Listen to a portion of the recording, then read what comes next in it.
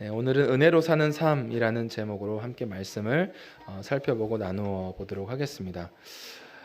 우리는 지난 시간에 마음의 우상에 대한 이야기를 함께 이야기하면서 우리가 애정하는 것, 우리가 사랑하는 것에 대한 이야기를 함께 생각했습니다. 그래서 우리가 가장 두려워하는 것, 그리고 있으면 행복하다고 믿는 것, 그것 자체가 결국 우리를 움직이게 만드는 거라는 거죠. 그래서 결국 믿음으로 살아간다는 것은 우리가 무엇을 사랑하는가의 문제, 애정을 다루는 것이라는 것이죠. 그래서 우리가 진정으로 믿음 가운데 하나님께 반응하고 삶을 살아가기 위해서는 우리의 겉으로 드러난 죄보다 그 죄 이면의 죄를 다루어야 한다라고 말씀을 드렸어요. 그래서 죄 이면의 죄, 우리 안에 있는 마음의 우상들을 끊어내지 못하면 결국 겉으로 드러나는 행위의 문제, 행위로 짓는 죄의 문제는 반복적으로 일어날 수밖에 없다는 거죠. 그렇기 때문에 우리는 그 죄 이면에 있는 죄를 식별하고 그것을 통해서 죄를 죽이는 능력인 십자가 사랑과 그 은혜들을 의지하는 것, 그리고 주님의 사랑과 공의 안에서 해방을 경험하는 삶을 살아가는 것이 중요하다고 말씀을 드렸습니다. 그래서 비로소 사랑 안에서 자라갈 수 있는 삶을 우리가 살아갈 수 있다, 이 이야기를 드렸습니다. 그런데 사랑 안에서 자라가는 삶은 결코 개인적이지 않습니다. 개인적인 복음으로 끝나지 않는 거죠. 우리가 연약하기 때문에 우리는 자유로 우리를 부르셨지만 그 우리에게 주신 자유를 위하여 부르신 삶을 그 삶 가운데서도 은혜 가운데 삶을 살아가면서 그 자유를 가지고 남을 섬기고 사랑으로 서로 종노릇하는 삶을 살아가는 것이 아니라 오히려 나의 육체의 기회를 삼을 수 있는 것이 우리의 연약함이라는 거죠. 마치 이것이 정확한 예가 될 수는 없지만 말씀을 복을 받기 위해서 어떤 사용하는 도구로 우리가 생각하게 되는 것처럼 복음을 단순히 나 개인을 위한 내 개인적인 은혜, 나를 위한 것이라고만 생각하는 경우가 그렇게 될 수 있다는 거죠. 키에르케고르라는 어떤 사람은 이제 신 앞에 단독자라는 말을 했어요. 그래서 우리가 하나님 앞에서 우리가 홀로 있는 자다라는 이야기를 하죠. 그런데 그 홀로 있다라고 말할 때 그 신 앞에 단독자라는 말의 의미는 우리는 혼자 살아갈 수밖에 없다. 인생 결론적으로 살펴보면 인생 다 혼자 사는 거야. 그런 차원에서의 이야기가 아니라 우리가 믿음 안에서 나의 믿음을 갖기 위해서는 타인에 의해서 나의 믿음이 세워지지 않고 하나님과 나 사이에서의 믿음이 세워진다라는 말의 의미이지, 우리가 인생 홀로 사는 것이고 내 믿음도 그냥 나 혼자 사는 것이다 라는 말에 혼자 신앙생활하는 것이 맞다라는 말의 의미가 아니라는 거죠. 우리가 전교인 여름 수련회를 이제 이틀간 했습니다. 15일, 16일 동안 저희가 진행을 했습니다. 그래서 교회 공동체라는 주제를 가지고 함께 나누었는데 구원의 은혜가 혼자만의 것이 아니고 공동체를 만들어가고 세워가게 된다라는 것을 우리가 배우게 되었죠.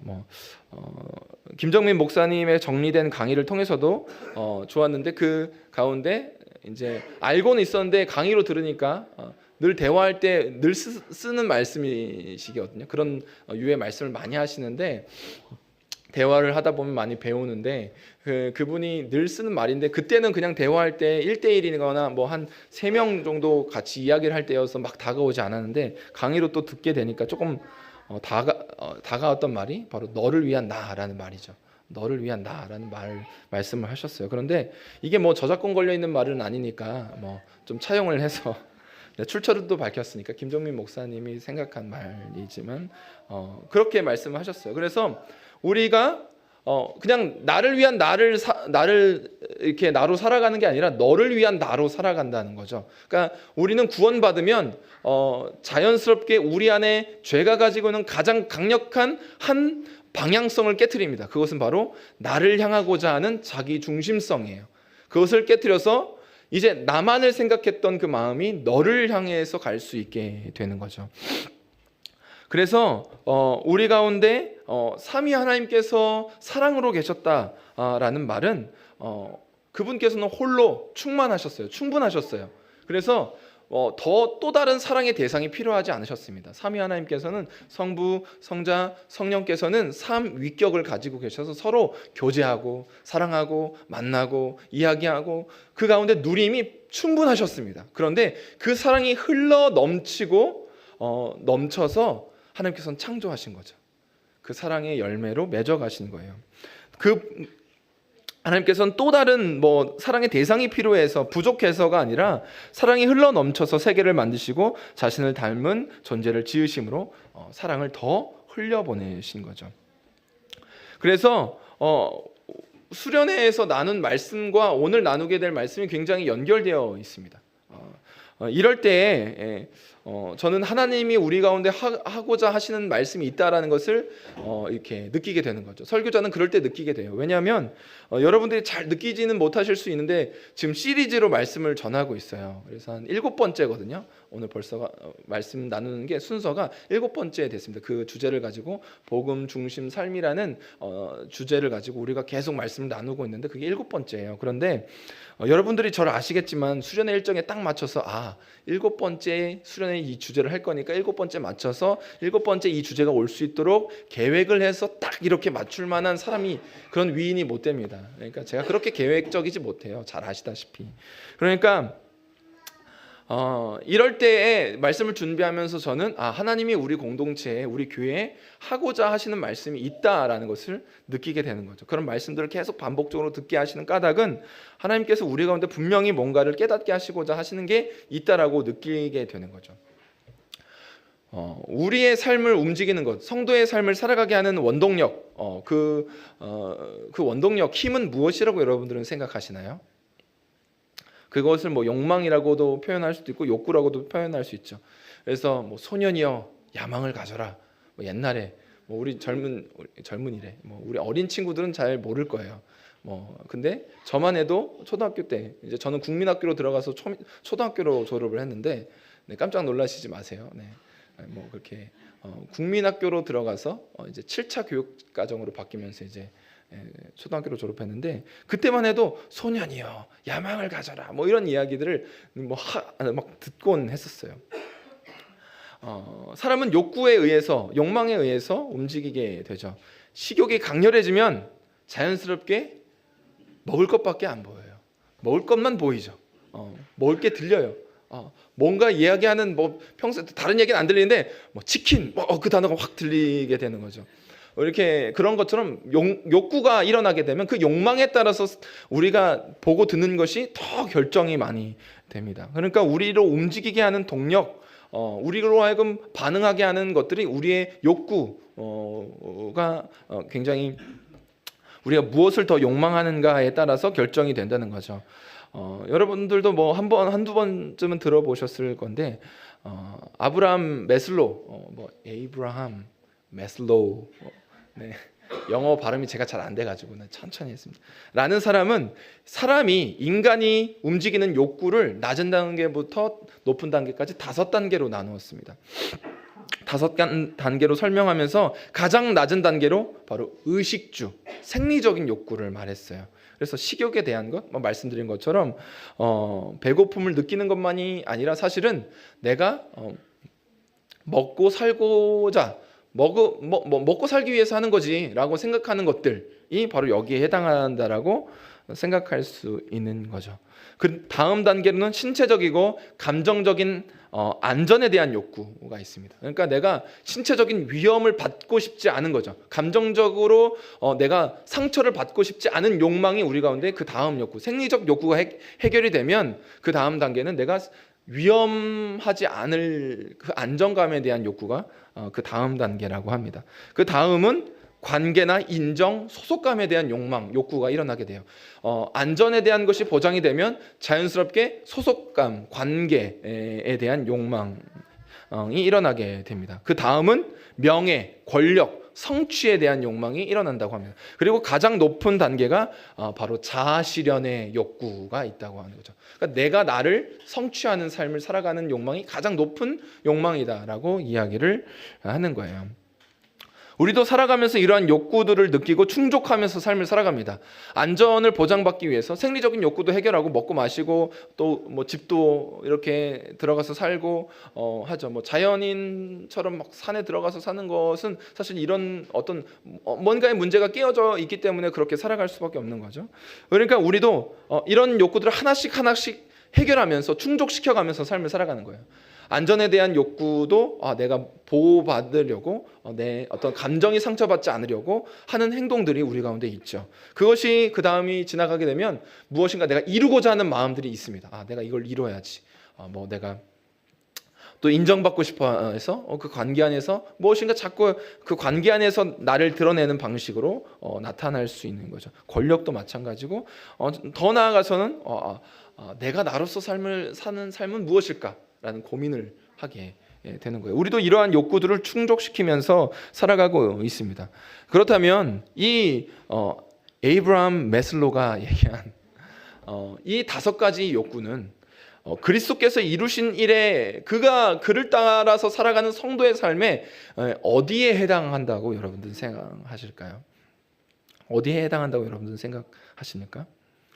사실 우리가 이런 이야기를 쭉 했지만 본질적으로 이 모든 것들을 가만히 살펴보면 자아가 이루고 싶은 욕망들이에요. 그러니까 내 안에서 이루고 싶은 나의 욕구들이라는 거죠. 그렇기 때문에 주님께서 하신 일, 주님께서 이루신 일, 또한 성도가 살아가는 삶이 이 욕구의 단계로 설명할 수 없는 거죠. 사도 바울은 예수 그리스도께서 대신하여 우리를 위하여 죽으신 목적에 대하여 이렇게 설명을 합니다. 그가 모든 사람을 대신하여 죽으심은 살아있는 자들로 하여금 다시는 그들 자신을 위하여 살지 않고 오직 그들을 대신하여 죽었다가 다시 살아나신 이를 위하여 살게 하려 함이라고 말씀하셨어요. 그러니까 예수 그리스도께서 우리를 위하여 죽으신 까닭이 주님이 우리를 바꾸어서 나를 위한 삶이 아니라 너를 위한 삶을 살아가도록 하기 위하여 결국엔 주님을 위하여 삶을 살아가도록 바꾸시기 위하여 우리를 위하여 죽으셨다라고 말씀을 하는 거죠. 이 메슬로가 정리한 욕구 단계는 자아 중심적 욕구 안에서는 탁월한 정리입니다. 탁월한 정리죠. 5가지 단계로 사람들이 그런 욕망을 가지고 우리는 거의 대부분 이렇게 정리해 볼 수 있어요. 그런데 자아의 욕망에서 벗어나지는 못합니다. 그렇기 때문에 그래서 이 예수 그리스도께서 죽으심이 이러한 사람들을 위하여 이 자아 중심성을 깨트리고 이 자아 중심성으로부터 해방된 은혜 가운데서 삶을 살아가게 한다는 거죠. 그렇기 때문에 사도 바울은 로마서에서도 우리 중에 누구든지 자기를 위하여 사는 자가 없고 자기를 위하여 죽는 자도 없도다라고 말하면서 그 다음에 뭐라고 이야기하냐면 우리가 살아도 주를 위하여 살고 죽어도 주를 위하여 죽나니 그러므로 사나 죽으나 우리가 주의 것이로다 라고 고백을 하는 거죠. 이것이 복음이 만들어내는 변화예요. 복음이 만들어내는 급진적인 변화죠. 우리가 교회 공동체가 하나가 되기 위하여 여러 가지 이야기를 들었어요. 그것처럼 복음은 우리를 바꾸어 가는 거죠. 우리가 하나 될 수 없지만 하나 되게 하시는 은혜가 거기 안에 담겨져 있는 거예요. 주를 위해 산다는 것은 나라는 감옥에서 벗어나 비로소 해방과 자유로움 속에서 넓어진 시야, 넓어진 활동을 할 수 있게 된다는 것을 말하는 거죠. 그러니까 우리의 이 성도의 삶은 나를 위한 나가 아니라 너를 위한 나로 삶을 살아갈 수 있게 하는 거죠. 나를 위한 하나님이셨기 때문에 우리는 그 사랑 앞에서 우리의 옆에 있는 사랑하는 지체들, 가족들을 사랑하며 나아갈 수 있게 되는 거죠. 더 나아가서는 믿지 않는 사람들에게까지도 사랑을 베풀고 그들을 위하여 헌신하고 기꺼이 희생하는 삶을 살아갈 수 있게 되는 거예요. 그래서 그가 우리를 위하여 목숨을 버리셨으니 우리가 이로써 사랑을 알고 우리도 형제들을 위하여 목숨을 버리는 것이 마땅하니라. 누가 이 세상의 재물을 가지고 형제의 궁핍함을 보고도 도와줄 마음을 닫으면 하나님의 사랑이 어찌 그 속에 거하겠느냐. 자녀들아, 우리가 말과 혀로만 사랑하지 말고 행함과 진실함으로 하자. 여러분 어떻게 들리시나요? 그러니까 우리가 사랑을 해야 한다는 것을 압니다. 그런데 이 말씀을 들으면 굉장히 부담스럽게 다가오는 거죠. 내 형제를 위해서 목숨을 버리는 것이 마땅하다. 이 형제는 당연히 친형제를 말하는 게 아니라 교회 안에서의 형제를 말하는 거죠. 그러니까 목숨을 버리는 것이 마땅하다. 내 피 같은 돈을 형제 궁핍함을 보면서 내가 지갑을 닫아서 내가 먹고 살기 바쁜데 어떻게 저 어려운 사람 도와주겠어. 그냥 무시하면서 살아가면 과연 그 마음에 하나님의 사랑이 있겠느냐? 있는 사람이겠느냐라고 말하는 거죠. 그러니까 말과 혀로만 사랑하지 말고 행함과 진실함으로 하자라고 말을 하면 우리는 이 말씀이 굉장히 부담스럽게 다가오는 거예요. 내가 가족까지는 어떻게 돌보겠는데 형제, 자매, 나 하나 건사하기 힘든 세상 속에서 형제를 위하여 목숨을 버리는 것이 당연하다 말하는 것이 굉장히 어려운 거죠. 우리 말씀대로 살아야 되니까 우리 자매들은 형제들만 그렇게 살면 자매들은 알아서 또 형제들은 그렇게 살라고 하셨으니까 자매들을 위해서 그렇게 이해하시는 분은 아무도 없을 거예요. 그러니까 우리 모두가 선한 일이라는 것을 알고 있고 선한 일을 행해야 된다는 것을 너무 알고 있습니다. 그러니까 그 이유, 당위성은 누구나 다 공감해요. 그렇게 하는 것이 마땅하지. 그렇게 하셨지. 주님이 우리를 위해서 그렇게 하셨지. 그러니까 그렇게 하는 게 마땅하지. 그렇게 살아야지. 선한 일 행해야지. 내가 조금 나도 조금 어렵지만 그래도 나보다 더 어려운 사람을 위해서 기꺼이 선행을 행하고 내 지갑을 열어서 그에게 조금이라도 도움이 되기 위하여 뭔가를 행하고 살아야지. 내가 목숨까지 바치는 건 쉽지 않아도 그래도 내가 선한 일 행해야지. 이런 당위성은 우리가 모두 다 공감하고 이해합니다. 그런데 우리가 당위성을 알고 있다고 그 당위에 맞춰서 그 이유에 맞춰서 모두 다 행합니까? 그렇지 않죠. 우리는 그 이유를 알고 있다고 다 행동하지 않아요. 우리가 살아가는 동안에도 우리가 마주하는 여러 가지 진실, 삶의 진실, 이것은 반드시 해야 된다라는 것을 알면서도 하지 못하는 것들도 참 많이 있죠. 당위성은 다 공감하고 이해하지만 못하는 것들이 참 많아요. 건강을 위해서 살을 빼야 됩니다. 너무 당연한 말이죠. 근데 눈앞에 치킨을 보면 그 당위성보다 내가 사랑하는 것을 더 행동하게 돼 있는 거예요. 그래서 이렇게 되는 거죠. 그러니까 욕망을 따라서 행동할 수밖에 없는 거예요. 당위성은 충분히 이해되지만 사람은 결국엔 나를 이끄는 욕망에 따라서 삶을 살아간다는 거죠. 그러니까 당위성 때문에 이유, 목적이 분명하다고 해도 그 이유가 아무리 차고 넘치고 충분하다고 할지라도 욕망이 일어나지 않으면 그 가운데 내 마음이 동하지 않으면 결코 행동하지 않아요. 시도한다고 할지라도 시도하죠. 저도 살 빼려고 해보고 치킨을 참고 저녁을 적게 먹어서 뭔가 배고픈데 오늘 늦게까지 뭔가 일을 하다가 집에 들어가 보니까 그대로는 못 자겠고 이제 막 사냥을 시작하는 거죠. 헌팅을. 집에 먹을 게 없나? 편의점이라도 들를 걸. 이런 욕망 속에서 막 그냥 자야 분명히 다음날 아침 편안하게 일어날 수 있다는 것을 분명히 알면서도 건강을 위해서는 먹지 않는 게 좋다는 것을 알면서도 헌팅을 하고 있는 거죠. 막 찾아보고 먹을 게 없나? 우리 아이들이 과자를 다 먹어버렸네. 이러면서 원망의 마음과 좀 남기지 이렇게 생각이 드는 거죠. 그러니까 사람들이 아무리 이렇게 이유가 차고 넘쳐도 막 그런 하지 않는 거예요. 그래서 내 어떤 본의의 모습을 보면서 이렇게 살면 안 되겠다. 막 열심히 다이어트를 하죠. 그 결과가 이거예요.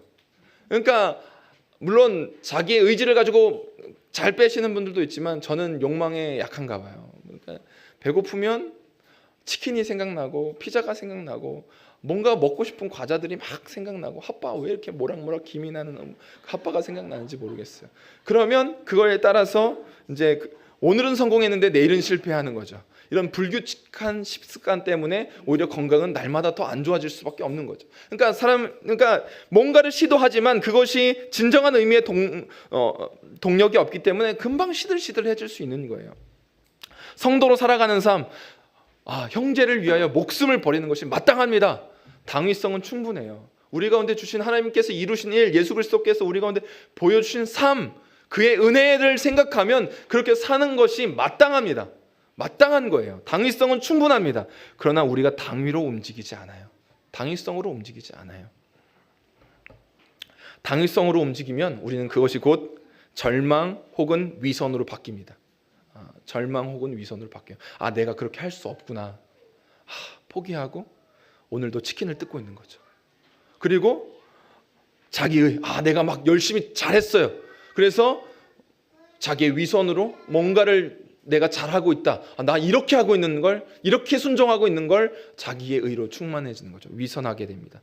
그렇게 될 가능성이 다분한 거예요.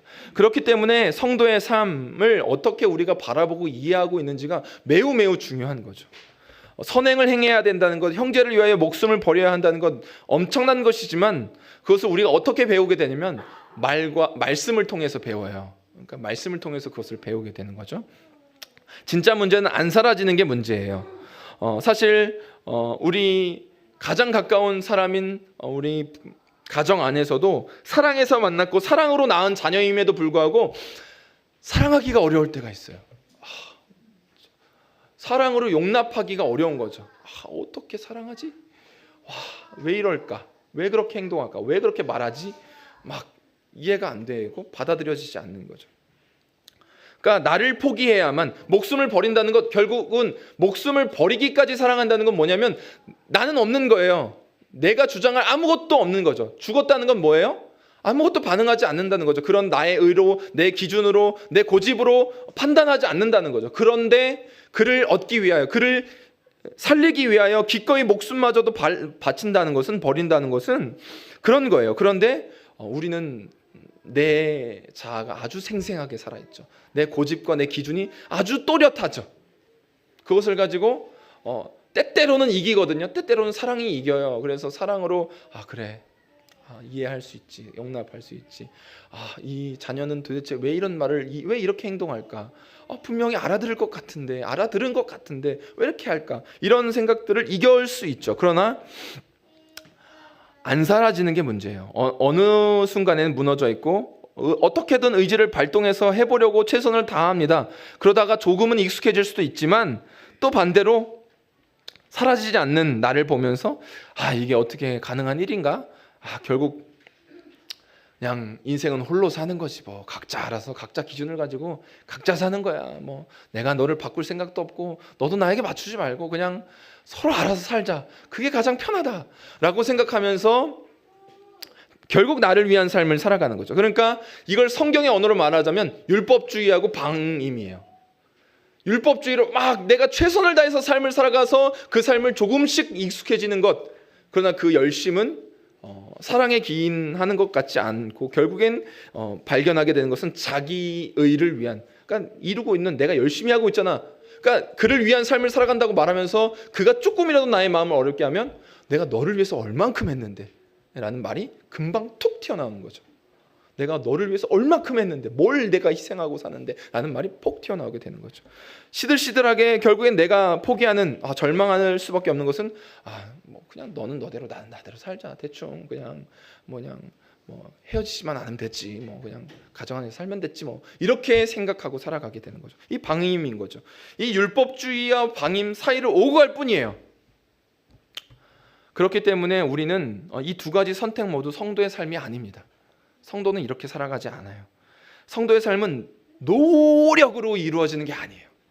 노력, 한때 막 밈처럼 들었던 게 노력하라고 하잖아요. 노력. 그런데 성도의 삶은 의지적 노력으로 사라지는 게 아니에요. 그렇게 살아갈 수 있었다면 예수님이 필요하지 않았어요. 사랑도 믿음도 소망도 사실은 신비가 아니었겠죠. 우리가 노력해서 이룰 수 있는 것이었다면 그것은 결코 은혜가 될 수 없는 것이에요. 노력으로 이룰 수 있는 것이라면. 그렇기 때문에 우리는 이 사랑과 믿음과 소망이 신비인 것, 우리가 은혜를 받는 것이 왜 놀라운 신비인지를 우리는 경험해야 하는 거죠. 성도의 삶에서 나타나게 되는 두 번째 오해는 첫 번째 오해로부터 파생하는 거예요. 이 율법주의와 방임, 이 두 사이의 오해를 가지고 있다가 그 오해로부터 복음을 받아들이게 되었을 때 우린 연약해서 그것을 가지고 자유를 위하여 부르셨지만 그것을 육체의 기회로 삼을 수 있거든요.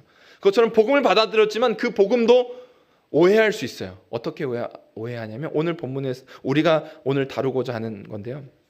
바로 나를 위한 복음이에요. 그러니까 사적인 것으로 복음을 축소하는 거죠. 복음을 이야기하는데 온통 나예요. 예수님은 나를 위해 죽으셨고 내가 변화받고 내가 성장하고 내가 하나님 잘 믿고 섬기는 삶을 살아가다가 내가 성장 잘하는 것이고, 그렇게 해서 복음은 그런 삶을 위해서 필요한 것, 내가 예수님 믿고 구원받은 이야기에서 벗어나지 못하는 것, 복음을 사적인 것, 개인적인 것, 내면적인 것으로만 바꾸는 게 바로 두 번째 오해입니다. 복음은 나를 변화시킵니다.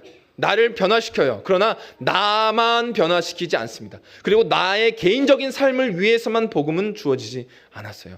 나를 변화시키면서 자연스럽게 복음은 외면으로 향합니다. 외향합니다. 확장합니다. 그렇기 때문에 우리가 우리 안에서 복음을 가지고 삶을 살아간다라고 말할 때 이 복음은 단순히 내면적인 것, 개인적인 것, 사적인 것에서만 움직이는 것이 아니라 바로 외적인 영역으로 움직이는 거죠. 그러니까 복음이 하는 일이 있어요. 바로 복음이 우리 안에서 하는 일이 있고 우리를 통하여 하는 일이 있습니다. 그러니까 복음은 우리 안에서 하는 일이 있고 우리 내면을 바꾸고 주님의 뜻대로 주님의 성품 안에서 다듬어가는 일들을 복음이 우리 안에서 합니다. 그런데 복음은 우리를 통해서도 합니다. 그것은 바로 우리 형제 자매를 위하여 내 목숨을 기꺼이 버리게 만들어가는 거죠. 그것이 복음이 하는 일이에요. 복음은 우리가 거룩하신 하나님 앞에서 죄인인 나를 인식하게 되었을 때 절망하지 않고 그 거룩해지는 하나님, 거룩하신 하나님과 정말 죄인인 나의 그 사이의 간극, 그 무한한 간극을 메우시는 하나님의 사랑, 바로 십자가의 은혜를 마주하게 합니다. 그러니까 내가 나의 연약함을 볼 때마다 절망하지 않고 나를 이러한 나조차도 구원하신 예수님의 사랑을 마주하게 하는 거죠. 내가 받을 죄와 형벌, 율법의 저주, 하나님의 진노를 십자가에서 다 당하셨기 때문에, 남김없이 다 받으셨기 때문에 그 가운데, 그 사랑 가운데 그 근거 위에서 나를 완전히 용납해 주셨다는 것을 경험하게 되는 거죠. 그러니까 내가 실패해도, 내가 불순종해도 나를 향한 하나님의 사랑이 변함없다는 것을 내가 느끼게 되는 거예요. 그러니까 내가 더 무엇을 해야 하나님의 사랑을 더 얻을 수 있다는 애씀이 더 이상 애쓸 필요가 없는 거죠. 내가 하나님의 사랑을 받았다는 것은 이미 나의 전 존재를 온전히 받으셨다라는 말이에요. 그러니까 내가 주님의 사랑을 받기 위해서 무엇을 더 해야만 사랑을 받는 존재가 되고, 내가 중간에 하다가 멈추면 하나님은 야, 너 요즘에 좀 열심히 안 하는 것 같더라. 내가 좀 덜 사랑할게. 너 좀 이렇게 탕자같이 잠깐 이렇게 방황하는 삶을 살다가 오면, 야, 나도 너 방황했으니까 조금 덜 사랑해 줄게. 네 멋대로 살아봐. 난 너 안 사랑할 거야. 제가 사실 어제 우리 막내 시영이하고 조금 다퉜어요. 조그만 놈하고 뭐 다툴 게 있겠냐마는, 저도 그 아이 앞에서는 저도 아이가 되는 것 같아요. 그러니까 그 아이가 좀 서운한 행동을 했거든요. 그래서 너무 서운한 거예요. 그래서 아버지니까 그냥 받아주고, 그래, 그럴 수 있어. 넌 아직 사실 아이잖아요. 4살 됐고 정말 아기잖아요. 사실 아기거든요. 말 조금 요즘 터져가지고 막 말 잘하긴 하는데 그래도 아기예요. 그런데 그 아기에 대해서 저도 아기같이 이야기하고 있는 거죠. 야, 어떻게 너 나한테 그럴 수 있어? 야, 너 어떻게 그렇게 행동해? 라는 식으로, 이게 뭐 이런 식으로 말은 하지 않았지만 그런 마음이 충분히 묻어나는 말로 표현을 하고 있는 거예요. 그러니까 아버지로서 그 아이를 그냥 있는 그대로 받아주고, 여전히 그래, 너 그럴 수 있어, 실수할 수 있어, 잘못할 수 있어 라는 걸 받아줘야 되는데, 그러니까 지나치게 서운한 마음이, 상한 마음이 팍 튀어나오니까 아이처럼 하고 있는 거죠. 마치 하나님도 우리와 관계 안에서 하나님이 너 좀 하나님 뜻대로 내 뜻대로 안 살아가는 것 같네, 뭐 나 안 사랑하는 것 같네 라고 우리가 삶을 만약에 그렇게 살아가면 하나님도, 야, 나도 너 별로 뭐 그렇게 사랑 안 해. 야, 네가 뭐 나한테 전심을 바치지도 않는데 내가 너한테 왜 막 너의 기도에 응답해주고 막 너를 알아서 보호해주고 막 이렇게 탄탄대로의 길을 열어줘야 할 필요가 뭐가 있니? 라고 말하신다면 그 사랑은 너무 인간적인 사랑이죠. 너무 인간적인 사랑인 거예요. 근데 하나님의 사랑은 그런 사랑이 아니에요. 우리가 어떠한 존재인지 아심에도, 우리의 추악함을 다 아심에도 그럼에도 선택하신 게 주님의 사랑이죠. 그러니까 내 모든 실패까지도 안아주신 게 그 사랑이에요. 그러니까 우리가 그 사랑을 위해서, 사랑을 얻기 위해서 더 애쓸 필요가 없는 거예요. 뭔가 더 해야만 주님 사랑하고, 내가 막 뭔가를 해야만 주님은 날 계속 사랑해 주실 거야 라는 마음은 사실 잘못된 방식인 거죠. 그러니까 오해예요. 오해. 이것은 오해하는 거죠. 그러니까 우리가 사랑받는 자녀가 되었기 때문에 기쁜 마음으로 주님의 주님의 뜻대로 살아갈 수 있게 된 거죠. 이 자유함 속에서 우리 안에 계시는 성령은 그 율법을 바라볼 때 이거는 짐지어야만 하는 것, 굉장히 힘들게 버겁게 나 율법 지키면서 너무 살아가기 힘든 거, 율법은 끝났으니까 이제 사랑 안에서 내 마음대로 살아가야지, 이렇게 바라보게 하는 게 아니라 성령은 그 율법을 기쁘게 순종할 수 있도록 우리의 마음을 바꾸어 가시는 거예요. 그런 열망이 우리 가운데 일어나도록 역사하십니다. 그렇기 때문에 복음은 우리 안에서 하나님을 즐거워하는 참된 기쁨을 만들어냅니다. 창조해내는 거예요. 그리고 그 복음의 은혜는 우리 안에서 회개와 믿음이라는 새로운 삶의 방향을 제시하는 거예요. 주님을 믿고 우리의 죄를 회개하는 삶으로 계속 그런 패턴을 가지고 삶을 살아갈 수 있도록 방향성을 제시합니다. 은혜가 새로운 삶을 창조하는 거죠. 이것이 복음이 우리 안에서 역사하는 것입니다. 그러나 이것이 복음이 우리 안에서 역사가 이렇게 일어나게 되면 동시에 우리를 통해서도 일하기 시작하는 거죠. 이거의 복음이 하는 두 번째 일인 거예요. 복음이 우리 안에서 주는 자유함과 기쁨은 우리의 밖을 향하여 흘러넘치게 하는 거죠. 내가 주님 안에서 충분히 사랑받고 그 사랑 가운데 경험하며 자유와 기쁨 속에서 삶의 은혜들을 충분히 누리기 시작하면 그것은 나만 누려야 될 것이 아니라는 것을 깨닫게 하시는 거죠. 이걸 나를 통해서 하나님이 하실 일들이 있구나 라는 것을 깨닫게 하시는 거예요. 그러니까 자연스럽게 십계명처럼 하나님의 사랑 가운데 거하고 하나님을 사랑하는 삶을 살아가면 이웃을 사랑할 수 있는 삶으로, 이웃을 사랑하는 삶으로 연결되는 거죠.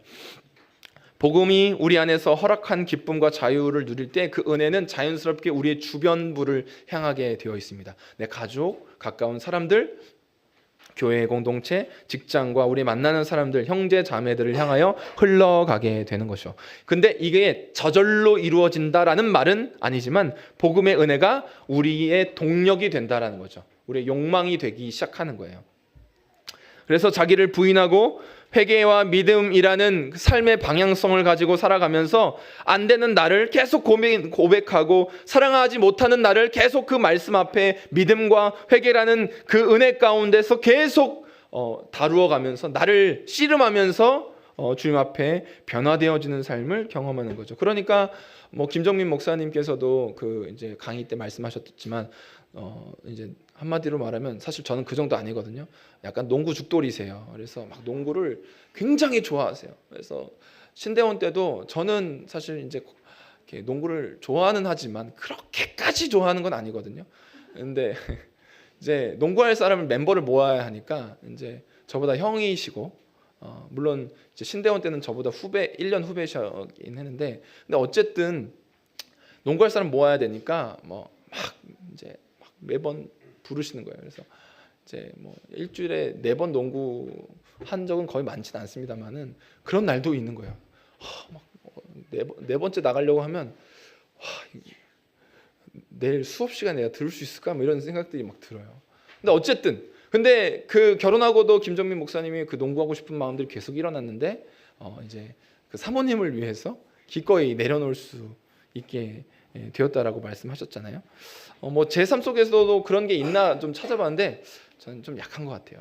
뭔가를 잘 내려놨나 이렇게 생각이 좀 들더라고요. 근데 어쨌든 우리가 그 복음 안에서 일어나게 되면 자연스럽게 그 사람을 위하여 내가 나의 어떤 욕망들을 내가 하고 싶은 나만을 위한 것들을 내려놓게 되는 거죠. 그리고 그 사람을 위하여 삶을 살아갈 수 있게 만드는 거예요. 복음은 내 안에서 일하지만 내 안에서만 일하지 않습니다. 복음은 반드시 관계적이에요. 그래서 나를 통해서 복음이 또 다른 데로 흘러가기를 원하시는 거죠. 복음은 반드시 밖을 향하여 일합니다. 나를 통하여 밖을 향하게 되는 거예요. 그렇기 때문에 단절된 관계를, 나와 하나님과의 관계를 복원하고 회복할 뿐만 아니라 사람과 사람 사이에 그 소원해졌던 것들을 바꾸어가는 거죠. 소외됐던 그 사람과의 관계를 회복하게 하는 능력이 복음 안에 담겨져 있는 거죠. 그러니까 복음이 제대로 한 개인의 삶 속에서 일어나기 시작하면 한 사람만 변하는 게 아니라 그 사람의 주변부까지 반드시 복음의 능력은 미치게 되어 있다는 거죠. 그래서 성도의 삶을 움직이는 진짜 동력은 바로 이 복음의 삶 가운데 우리 가운데 주시는 하나님의 은혜예요. 우리가 의지를 가지고 살아가는 것이 중요한 것이 아니라 바로 은혜를 가지고 살아가는 것이 바로 중요한 까닭이 여기 있는 거죠. 구원받은 우리가 하나님의 은혜로 삶을 살아갑니다. 은혜 받았다라는 말이 단순히 감정적으로 뜨거워지고 뭔가 막 더 목소리를 높여서 찬양할 수 있게 되고 이런 것만이 아니라, 은혜는 복음 안에서 역사하는 것을 따라 삶을 살아갈 수 있게 하는 거죠. 그것이 은혜예요. 하나님의 역사를 따라서 삶을 살아가게 하는 것이 은혜입니다. 그렇기 때문에 은혜 받은 후의 삶은 의지적인 노력으로 살아가는 게 아니에요. 흔하게 저도 그런 말을 많이 했습니다. 수련회 은혜 받고 나면 길어봐야 한 달이다. 말씀도 한 달 후면 조금 길어봐야 3달 후면 다 기억도 안 나고 뭐라고 했지, 주제를 가만히 생각하다 보면 이런 말 했지, 이렇게 생각하게 되는 그런 얘기도 저도 말했죠. 그런데 사실 이것은 성경적으로 보면 이렇게 함부로 이야기해서도 안 될 뿐더러, 은혜가 우리 가운데 역사하는 일들을 우리가 믿음으로 계속해서 다시 계속 내면화하고 새롭게 하고 반응하는 삶을 살아가야만 한다라는 말을 사실 더 많이 해야 하는 거죠.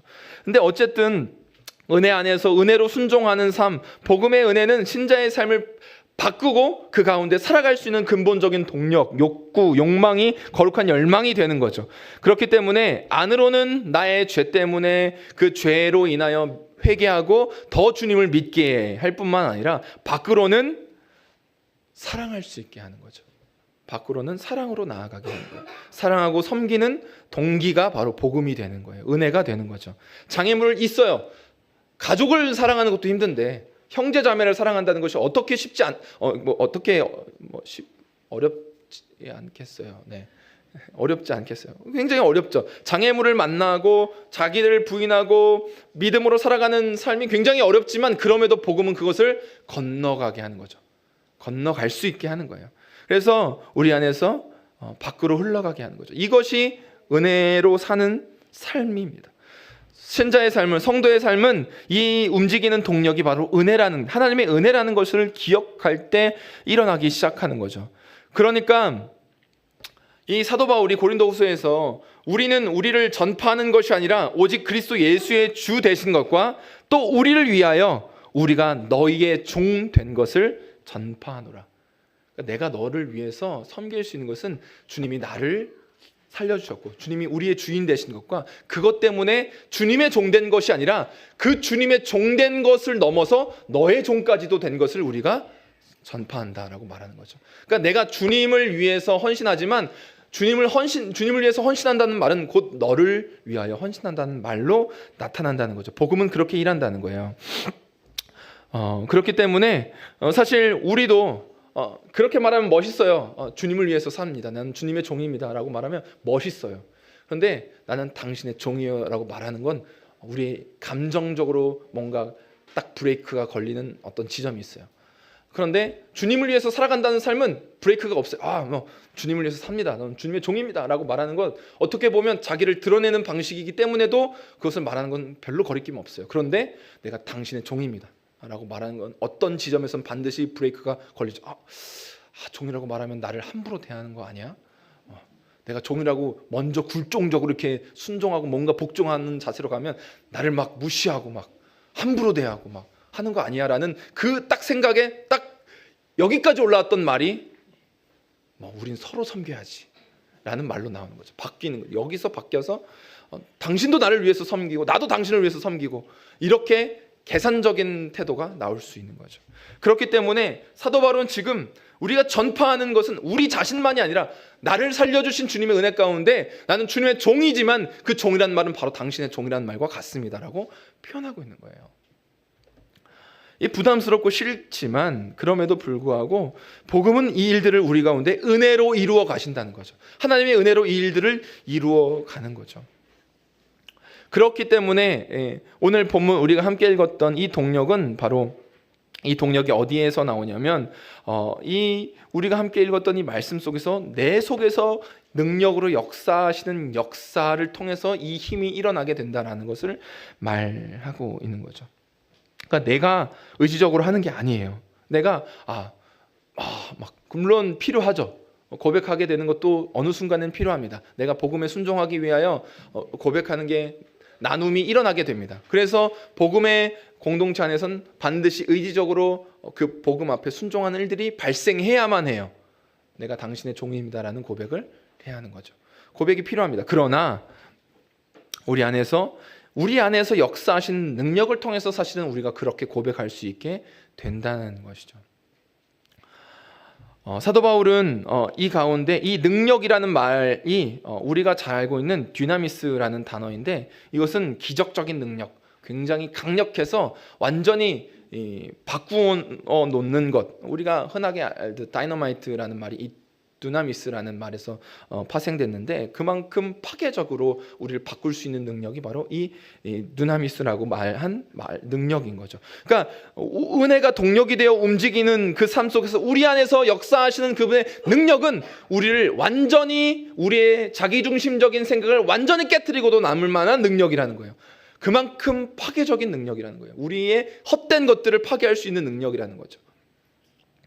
그렇기 때문에 사도 바울은 기꺼이 그들의 종이 되기까지 움직일 수 있었고, 그것은 하나님의 은혜인 거예요. 이 말씀을 우리의 삶에 어떻게 적용할 수 있겠습니까? 우리는 교회 안에서 먼저 생각해 본다면, 하나님의 은혜를 받았고 그 은혜가 정상적으로 작동하고 복음의 은혜 속에서 우리가 더 성장하면서 삶을 살아간다면, 그것은 나 개인의 욕구로만 끝나지 않는다는 것을 발견하는 거죠. 하나님의 은혜는 우리 안에서 자유함과 기쁨을 주고, 그 은혜는 주 예수 그리스도를 위하여 사랑으로 서로 종로를 타는데 기꺼이 나아가는 거죠.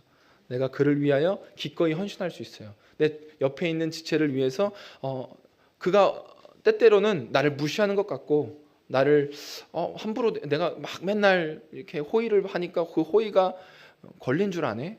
뭐 이렇게 라고 생각이 되는 지점들이 분명히 있어도 기꺼이 그에게 종 되는 거죠.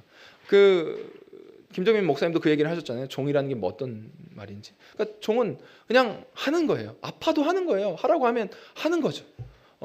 할 수밖에 없는 게 종이죠. 그런 것처럼 그가 부당하게 대하는 것처럼 느껴져도 기꺼이 하는 거예요. 그게 교회 안에서 이루어지는 거죠. 그게 은혜 가운데서 삶을 살아가는 거예요. 아무리 내가 저 형제에게 다가갈 이유가 없어도, 자매에게 내가 다가설 이유가 아무리 없어도, 내가 사회적으로 보면 더 우월하고 난 것처럼 느껴지는 그 관계라면 더더욱 그럴 수 있겠지만, 내가 굳이 저 사람하고 관계하거나 내가 저 사람을 위해서 헌신하거나 할 필요가 있겠어라고 생각되어지는 관계일지라도 기꺼이 복음의 은혜는 그 형제 자매를 향하여 우리의 태도를 근본적으로 변화시킨다는 거죠. 그게 은혜라는 거예요. 그래서 그것이 교회 안에서, 우리 안에서 먼저 일어나야겠죠. 그리고 그 사랑을 통해서 하나님께서는 당연히 그 사랑은 교회 안에서 풍성하게 우리가 경험하기 시작하면, 복음의 공동체 안에서 그 관계를, 그 풍성함을 경험하기 시작하면, 그 은혜를 경험하면 그것은 우리 안에 머물지 않는다라고 말하는 거죠. 그것은 확장하는 거예요. 세상은 우리가 서로 사랑하는 것을 통해서 우리가 주님을 따라가는 제자인 줄 알게 되는 거죠. 자연스럽게 우리 교회만이 아니라 믿지 않는 자들, 우리 주변에, 우리 함께하고 있는 이 지역 사회로 자연스럽게 그것은, 그 사랑은 흘러가게 된다는 거죠. 헌신하는 삶으로 살아가는 거죠. 그러니까 전도해야죠, 선교해야죠 라는 당위성 때문에, 전도해야지, 전도해야만 해 이런 당위성 때문에 하게 되는 게 아니라, 우리 안에서 역사하시는 그 은혜 때문에 우리는 자연스럽게 그 사랑으로 공동체가 이 지역사회를, 우리 주변을 믿지 않는 자들에게 기꺼이 사랑하며 섬기며 헌신하며 기꺼이 종까지도 될 수 있는 것이 바로 복음이 이루어가는 일이라는 거죠. 그 사랑은 그렇게 점점점 확장하고 우리를 바꾸어 간다라는 거예요. 그것이 성도의 삶이라는 거죠. 한 가지 예화를 들고 말씀을 마치도록 하겠습니다. 브라이언 채플이라는 목사님의 책인데요. 거기서 인용했습니다. 남아공 법정에서 있었던 일인데요. 그 법정에서 이러한 목소리가 들립니다. 이제 당신은 무엇을 하길 원하십니까? 이 질문에 인종차별이 철폐된 남아공 법정에는 정적이 흘렀습니다. 가녀린 흑인 그리고 좀 나이가 든 여인이 한 명이 일어나게 됩니다. 그리고 조금 전 반 더 브로크라는 이름을 가진 전직 보안관이 그 여인의 남편과 아내를 살해했다고 자백을 한 거죠. 그 보안관은 정부 관료 복장으로 그녀의 집에 찾아와 아들을 향해서 총을 쐈습니다. 그리고 그 다음 그 아이의 시신을 불태우고 자신의 부하들과 떠났습니다. 나중에 그 보안관은 돌아와서 그녀의 남편을 잡아갔어요. 끌어내서 그녀는 2년 동안 남편의 소식을 못 들었어요. 그리고 어느 날 밤 경찰이 찾아와서 그녀를 어느 한 강변으로 이끌어 갑니다. 그리고 그곳에서는 매를 맞아서 몰골을 알아볼 수 없을 만큼 상한 남편이 묶여 있는 채 나무 더미에 던져져 있었어요. 몸에는 휘발유가 부어져 있었고, 그리고 이내 불이 붙여지게 됩니다. 그녀의 앞에서. 그리고 그 남편의 마지막 말은 아버지 저들을 용서하소서였어요. 그 일들이 있고 난 다음에 그녀는 그 모든 일들이 이제 진행되고 이제 사법 과정이 모두 진행돼서 그 모두 생생하게 눈앞에서 본 거죠. 그리고 경험했습니다. 생생하게 기억하고 있어요. 그 남아공 진실과 화해 위원으로 이제 그녀를 법정에 불러서 그 말을 한 거예요. 이제 당신은 무엇 하기를 원하십니까? 라고 그 조용한 법정 가운데 말이 울려 퍼진 거죠. 이처럼 야만적으로 당신의 가정을 파괴한 사람에게 어떠한 심판을 내려야 마땅하겠습니까? 라고 질문을 던집니다. 거기에 그 늙은 흑인 여인은 이렇게 대답을 했어요. 나는 3가지를 원합니다. 첫째, 나를 내 남편의 시신을 불태운 곳으로 데려다 주십시오. 그리고 제가 그 재를 모아서 그의 유품을 잘 정돈할 수 있도록 도와주십시오. 나의 남편과 아들은 내 유일한 가족이었습니다. 두 번째로 반더 브로크, 그 남편과 아들을 그렇게 참혹하게 죽인 그 사람을 내 아들로 삼게 해주십시오. 그 사람이 한 달에 2번씩 우리 집으로 찾아와서 나와 함께 지내며 내게 남아있는 사랑이 남아 그에게 쏟아줄 수 있도록 해주십시오. 그리고 마지막으로 내가 용서할 수 있는 이유는 예수님이 우리를 용서하시기 위해서 죽으셨기 때문이라는 것을 이 반더 브루크 씨가 알기를 원합니다. 누가 와서 저를 그가 서 있는 법정 저편으로 데려가 주시겠습니까? 반더 브루크 씨를 내 팔로 안아주어 그가 진정으로 용서받았음을 알려주고 싶습니다. 법정 보조원들이 그 늙은 여인을 그 젊은 남자의 그 반더 브로크에게 데려가 주었습니다. 그러자 반더 브로크는 자기가 지금 들었던 말을 듣고 기절해 버렸어요. 정신을 잃고 말았습니다. 이 이야기가 우리가 예수님의 사랑으로 사랑한다는 것이 형제를 위하여 기꺼이 나를 내어준다는 것의 의미인 거죠. 이 이야기를 들으면 우리는 덜컥 머뭇거리게 됩니다. 어떻게 이렇게 할 수 있지? 사실 주님이 이렇게 하셨습니다. 주님을 향하여 반역하고 주님을 향하여 죄를 지었던 우리들을 주님은 기꺼이 사랑하셔서 안으셨어요. 그리고 우리를 용서하여 주셨죠. 그리고 그 사랑을 우리 가운데 온전히 부어주심으로 그 사랑 가운데 우리를 용납하여 주셨습니다. 그래서 그 사랑을 받은 사람은 사랑을 하는 대상의 사랑의 대상을 사랑합니다. 그 말은 뭐냐면 상대방이 사랑하는 것을 사랑하게 돼요. 내가 아내를 사랑하면 아내가 사랑하는 대상을 사랑하게 되는 것처럼 우리가 주님을 사랑한다라고 말한다는 것은 결국 주님이 사랑하는 대상을 사랑하는 거예요. 그렇게 흘러가게 되는 거죠. 이것은 우리의 힘으로 가능하지 않아요. 어떻게 인간의 힘으로 결심으로 나의 사랑하는 남편과 내 사랑하는 아들을 잔혹하게 자기의 눈앞에서 죽인 그 사람을 용서할 수 있겠어요? 어떻게 그 사람을 아들로 삼을 수 있겠어요? 그러나 그것이 주님의 은혜로만 가능한 거죠. 이 일들이 예수 그리스도께서 우리를 위하여 대신하여 죽으셨다라는 것 때문에 가능하다는 것을 그에게 알려주고 싶습니다라고 말했던 그 여인처럼 우리도 우리의 삶 속에서 은혜로 살아간다는 것은 바로 이러한 것입니다. 저와 여러분들이 사랑할 수 없는 대상이 있을 수 있어요. 어떻게 사랑하겠어? 어떻게 용서하겠어?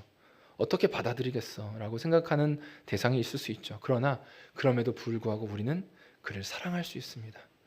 은혜로 살아갈 수 있기 때문에, 은혜가 우리 가운데 역사하기 때문에, 우리 안에서 역사하시는 이의 능력이 역사하고 계시기 때문에 우리는 그 사랑으로 사랑하는 거죠. 저와 여러분들이 오늘 이 말씀을 통해서 은혜 가운데 온전히 살아가는, 내 안에서 역사하시는 복음뿐만 아니라 그렇게 흘러넘쳐서 우리 교회, 우리 가정, 그리고 믿지 않는 자들에게까지로 흘러넘치는 그 은혜로 살아가는 저와 여러분들 다 되시기를 축복합니다. 이 시간 말씀을 생각하시면서 함께 기도하면서 나아가도록 하겠습니다.